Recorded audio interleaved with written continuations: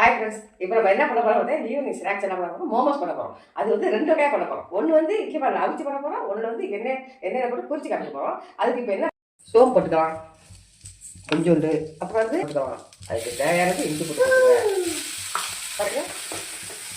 இது வந்து வெங்காயம் போட்டுக்கலாம், பீன்ஸும் பச்சை மிளகா அரிஞ்சு வச்சுருக்கோம் அதையும் போட்டுக்கலாம், கேரட் துருவி வச்சுருக்கோம் போட்டுக்கலாம், உருளைக்கிழங்கு, இது வந்து கொத்தமல்லி எல்லாம் போட்டு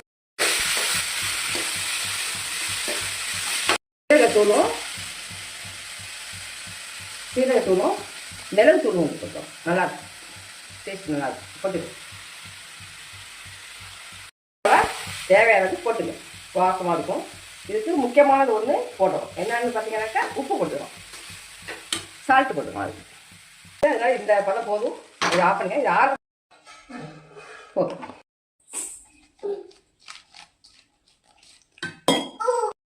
இந்த அளவுக்கு மாவு பண்ணிக்கப்பா போதும். அப்படியே அப்பளம் மாதிரி தான் போடணும், அதனால கம்மியாக மாவு போட்டுங்க.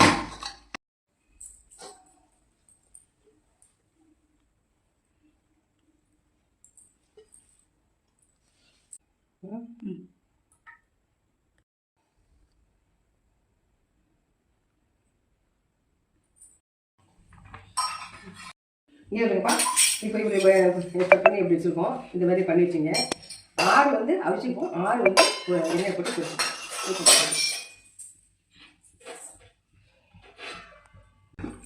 வெஞ்சாலும் காமிச்சு போட்டுரும்.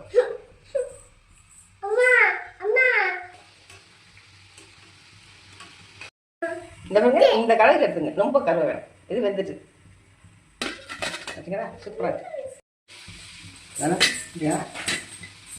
வெந்துட்டு பாருங்க, சூப்பராக இருக்குது. இது ஒரு 5 நிமிஷம், அது ஒரு 5 நிமிஷம் தான், 10 நிமிஷம். இந்தாங்கப்பா, இது வந்து எண்ணெயில் போட்டு பொரிச்சது மோமோஸ். இது வந்து அவிச்சு. உங்களுக்கு எண்ணெயில் போட்டு பிடிக்கனாக்கா அவிச்சு கூட சாப்பிட்டுக்கலாம். பாருங்கப்பா, நல்ல முருன்னு இருக்கும், நல்லா வெந்து சூப்பராக இருக்கும். நல்லா செம்மையாக இருக்கும், சாப்பிடுங்க. அவிச்சிருப்பாங்க. இது ஒரு 5 நிமிஷம், அது ஒரு 5 நிமிஷம். பார்த்தீங்களா லேயர் பார்த்தீங்களா, எவ்வளோ மெல்லிஸாக இருக்குங்களா, அது மாதிரி விட்டீங்க. நமக்கு வேண்டியது காய் சத்து தான். இது சும்மா லேயர் கிடைக்கும், எப்படி இருக்கும், மெல்லிஸாக இருக்கும். அது மாதிரி விட்டீங்க. மைதா மாவு கிட்டது தான் போட வேண்டியது, கொஞ்சம் தான் போட்டீங்க, அவ்வளோதான். இது பார்த்தா சூப்பராக இருக்கும். எண்ணெய் ஒத்துக்காதவங்களுக்கு இந்த மாதிரி அவிச்சு சாப்பிடலாம். நல்லா இது நல்ல டேஸ்ட்டாக இருக்கும். அவ்வளோதான், அதில் எண்ணெய் பிடிக்கவே இல்லை. இது தனியாக இருக்குது, நல்லா டேஸ்ட்டாக இருக்கும். சாப்பிடலாம். பிள்ளைங்க செஞ்சு விடலாம். வாங்க மாமா சாப்பிடுவோம். தேங்க்யூ.